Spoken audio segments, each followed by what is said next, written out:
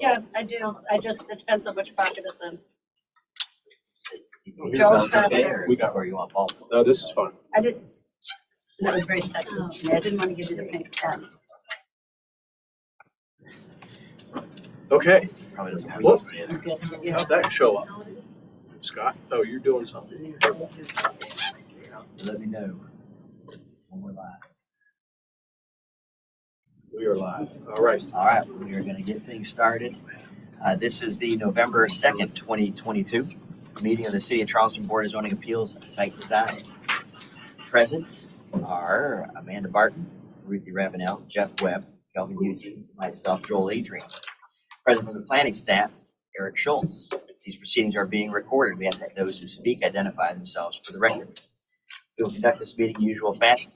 We will first receive information from city staff about the application and their recommendation. If the recommendation is favorable and no one objects to the application, usually the Board of Zoning Appeals treats the matter as being uncontested and passes it as a matter of course. If, however, the city recommends against the application or there is opposition to the application, we treat the application as contested. Hear from the applicant and anyone else in favor of the application. Next, we hear from anyone opposed, followed by a short rebuttal from the applicant. We then close the public hearing portion of the meeting for that particular application and open discussion to the Board of Zoning Appeals members only. We will then make a decision to approve with conditions, or deny the application. Board of Zoning Appeals Site Design has the authority to do three things. 1, hear appeals to decisions of the zoning administrator. 2, grant special exceptions, a fact-finding function of the board. And 3, grant variances to the zoning ordinance if the application meets the hardship test outlined in section 54-924 of the ordinance. The board may deliberate and make a final decision on a matter by a majority vote of members present at the hearing and qualified to vote, provided that not less than a quorum are present and qualified to vote. For a variance to be granted, the Board of Zoning Appeals must make the following findings. A, that there are extraordinary and exceptional conditions pertaining to the particular piece of property. B, these conditions do not generally apply to other property in the vicinity. C, because of these conditions, the application of the ordinance to the particular piece of property would effectively prohibit or unreasonably restrict the utilization of the property. And D, the authorization of a variance would not be a substantial detriment to the adjacent property or to the public good. The character of the district not be harmed by the granting of variance. Well, with that said, Mr. Chairman, item B1, 205 Meeting Street has been deferred by the applicant, so that will not be heard. All right, And we'll start with A1, which is a review of the minutes from October 5th. And questions or a motion on that? so again, I split this up on the screen. I hope you had the opportunity to look at it.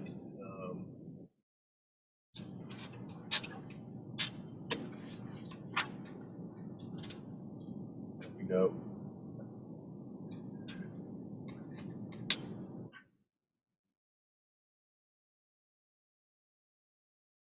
Want me to go back to screen one?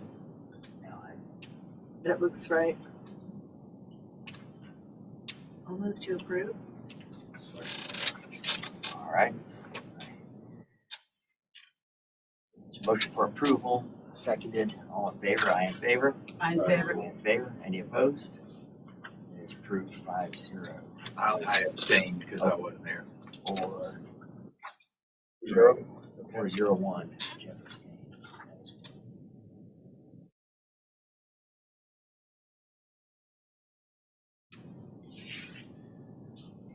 All right, so then our next item will be item A2, which is 20 Johnson Road.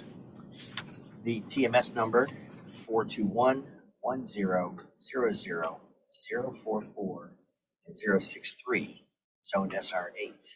To request a special exception from section 54-327 to allow the removal of one grand tree. So I appreciate the chairman's intro, but this is a special exception. Keep in mind, this is a fact-finding function, not a variance, due to the species of the tree that we'll be discussing. This is the applicant's submittal for the application. The owner and applicant the same.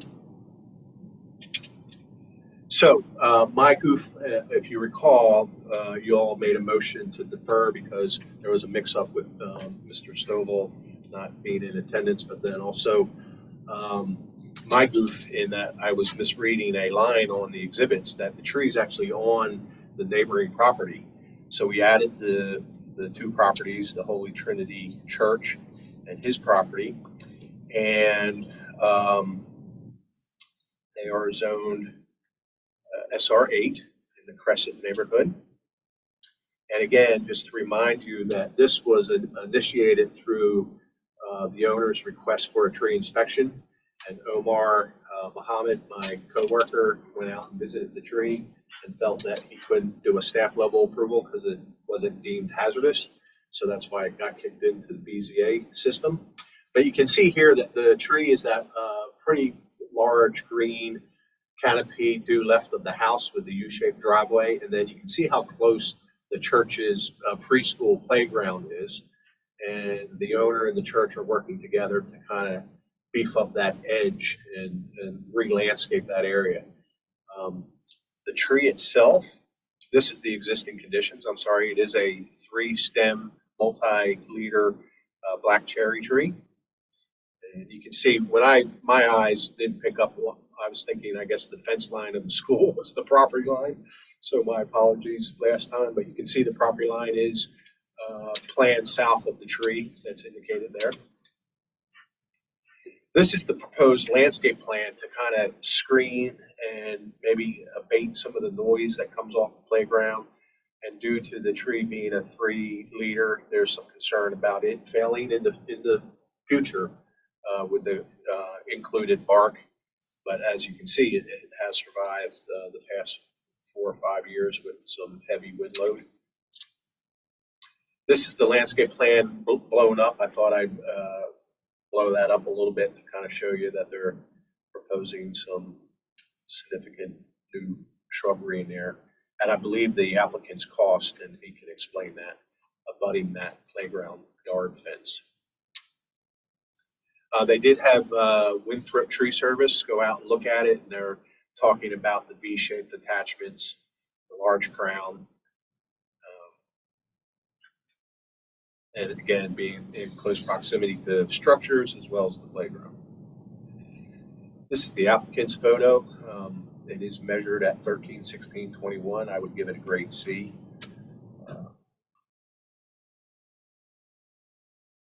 So after last meeting, I made contact with the applicant, obviously, and he worked with the neighbor to get confirmation that they have given permission to move forward with removal of the tree. So a letter of consent, if you will.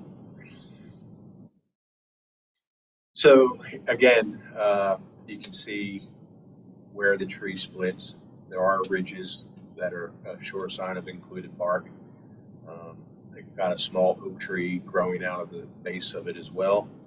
And then this picture I kind of backed up, and you can see the playground in the backyard or behind the tree in the background, and where they'd like to install some new landscape, what have you. So with that said, staff recommends approval with the condition 50% of the DBH would be 25%, but in this case, I think in the form of 4 2.5-inch caliber trees, and to submit a revised landscape plan for staff review and approval. Thank you, Eric. The applicant is present. Would you like to add anything? I'd be glad to. Where shall I speak? Right over there, sir. State your name and address for the record, please. My name is William Stovall. I'm the property owner at 20 Johnson Road. I'll take you back 4 or 5 years ago during one of our small hurricane events. There was a large water oak on my neighbor to the other side of his property. I'm between the church property and then my neighbor on the opposite side. She had a very large water oak that during that event blew over onto my side and totally demolished 2 vehicles that were in the driveway. It significantly damaged landscape material that I had in that area. So that certainly gives me concern about what can happen when a big tree falls. That tree looked healthy. We realized after it came down that it was somewhat rotten inside, but you wouldn't have known it by looking at it. Concern, this cherry could go right onto my house if it came that way, or over to the playground that the church has right beside that. I would like to have it removed. Additionally, we do have landscape plan done by a professional landscape architect to come into that area all the way up to the street and do improved landscaping, which includes several new trees. I believe there are 3 bracken brown beauty magnolias planted in there, a couple of cedars, I believe some, there's an olive tree that's going to be on the other side. I believe there's some red buds that would be up near the street. So we're coming in with more desirable landscape planting in the future. Of course, this tree will not make it such that we can't do the other that moves up toward the street, but it certainly includes the area that's near the garage there where the tree is located. Are there any questions? Not at this time. Thank you. Thank you. We'll let Thank you. Thank you. And there were no individuals that submitted any comments in favor or opposed.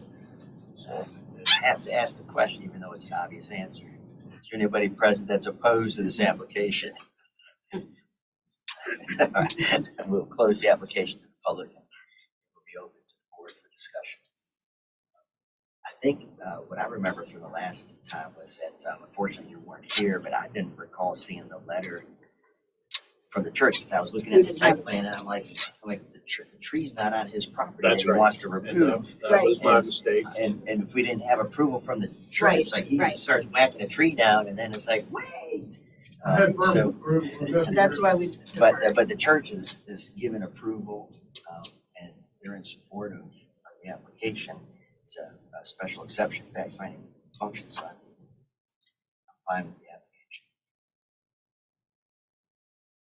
Did we close? My Did we close? recollection too. What's that? Did we close the public portion? Yes, it's closed. Okay. You can ask questions. I didn't hear you say that, sorry. Do I need to go back to mine? Yeah, I think as long as, he did just submit the landscape plan to Eric so you can look at where the canopy trees are replaced on site. It'd be nice to have a canopy tree on that side of the property somewhere, because I don't consider a red bud or olive Right. canopy Understood. trees, Right. and cedars. So, yeah, something. Yep. Would be good. I think it looks like it will be a nice improvement. I'm in favor. Is there I make a motion we move to approve with staff recommendations. Second. all right, so motion for approval by Amanda, seconded by Kelvin. All in favor? I in favor? Aye. In favor? Opposed? It's approved 5-0. Thank you for coming today. Very good. You'll hear from me. We have a 5-day appeal period, and then we'll issue the permit after I see a revised landscape plan to add a couple canopy trees. Okay? Who's your landscape architect? I couldn't read the company. Napon Kinchman, he was a student under Sheila Wardimer. Okay. Sheila did my original landscape on the property quite a few years ago, and as you probably know, she's sort of pulling back. And when I reached out to her to do a plan on that area, she said, let me send you one of my people that I've trained. So he has his own business now. I think it's on.